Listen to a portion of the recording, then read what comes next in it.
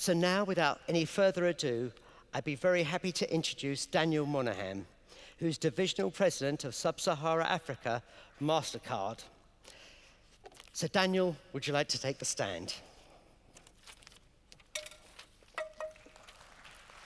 Thank you.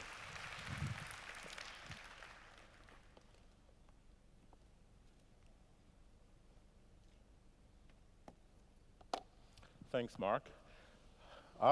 So SMEs are built by individuals or a few individuals. And Mark told me when I get here, I should make sure I introduce myself as an individual first before getting into my speech. So my name is Daniel Mohehin. I run about 30 countries for MasterCard in Sub-Saharan Africa. I'm a chartered accountant originally from Nigeria, and also the US CPA and the Canadian CMA. Hopefully I'll be able to tell you why I have all those letters behind my name. It's for a lot of the silos that exist in the profession today. So moving on to my discussion. SMEs, like I said, are built around individuals.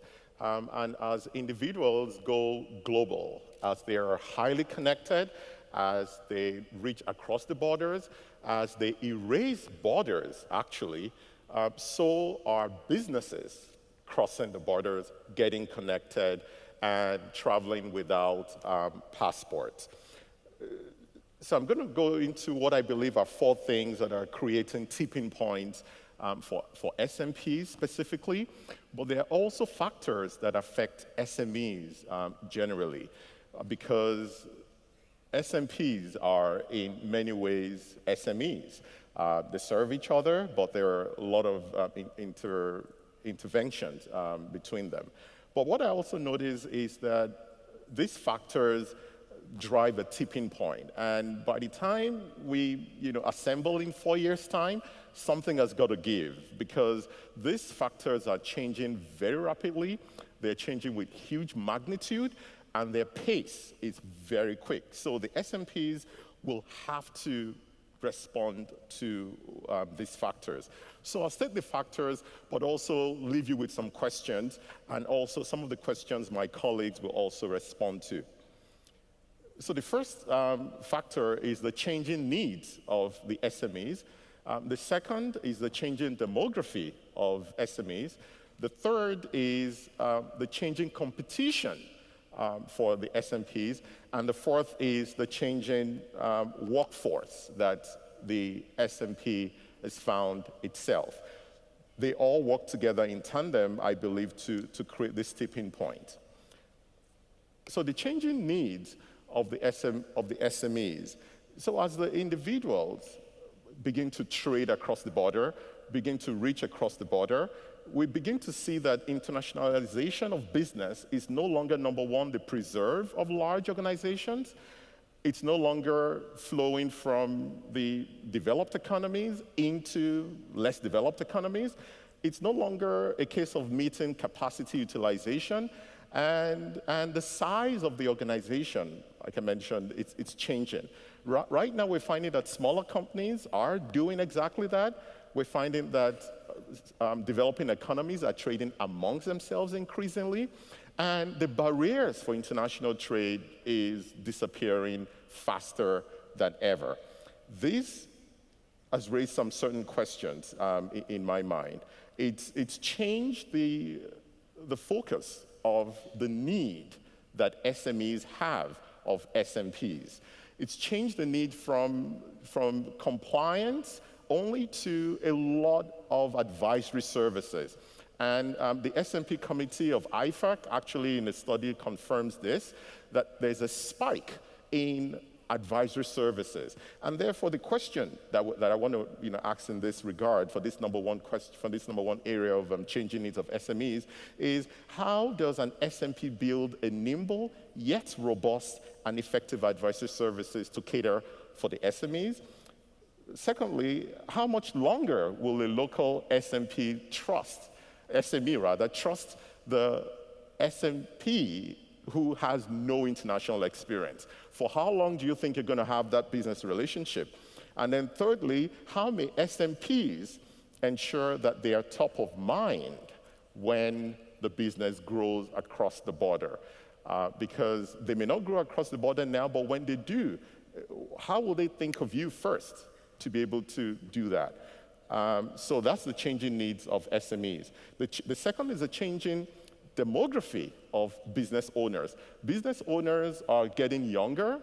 Business owners are getting more mobile. Business owners are getting more educated. Business owners are getting more tech savvy. You put those factors together and a lot more, you find out that business owners are looking more like Mark Zuckerberg than Warren Buffett. The question is, how does your SMP service, how does it look, your SMP leadership? Does it tend more towards a 30-year-old or an 84-year-old? And I'm not just talking about age now. I'm talking of processes. I'm talking of tools. I'm talking of the ability to engage with this group of people. Statistics show that nearly 70% of them have a college degree. For statistics in the West, 90% have mobile. But moving away from the West, 89% generally of youth literacy is going up. So we find out that we're having a very educated base of customers. But it raises also these questions. Number one, then, how do SMPs then remain relevant in an information age where critical accounting questions are just a Google search away? While the age of entrepreneurs are tending downwards, research shows that the ages of partners are tending upwards. So how do you align that?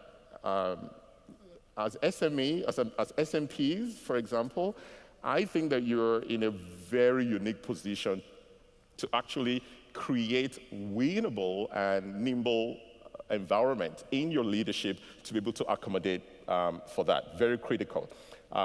Small practices are increasingly mirroring big practices processes, and that's a disadvantage if you ask me. I think you can leverage that a lot more. The third is a changing competition. Technology is making accounting services very pervasive, very efficient, very cheap, and it's everywhere you go. It's efficient and all of that. For example, crunch.co.uk, for those in the UK, they can plug in their numbers, SMEs can plug in their numbers and have financial reporting like that very quickly with very little interaction, actually no interaction at all for most of them. That has been squeezing margins, like the IFA committee, SMP committee has found out, and actually led to a loss of business in your area, in that sector. So the question I have is, how do SMPs compete in this new and evolving competitive landscape?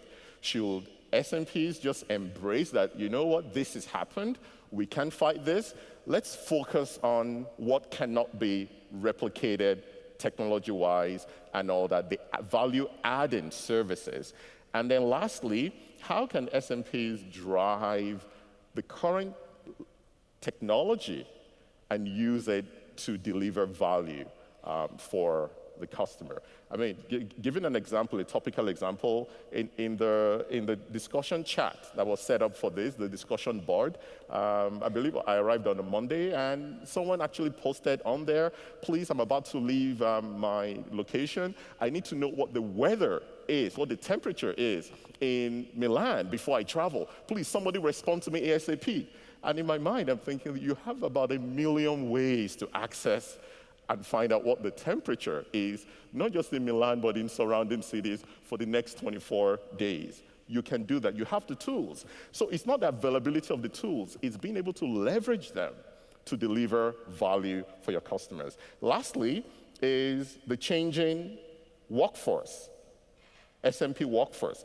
Worldwide, globally, for every type of accounting practice, there's a squeeze for talent. There's a war for talent, but more so for SMPs, because fresh graduates rarely don't know more than the 4 big accounting firms.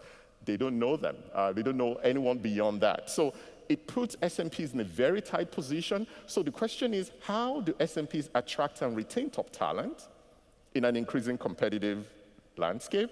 And then lastly, does training of non-accounting graduates present a way out to attract them and beef up that workforce shortage that we see around? So hopefully my colleagues will be able to respond to that, and we'll give you some food for thought, and we can talk about that further during the panel. Thanks very much.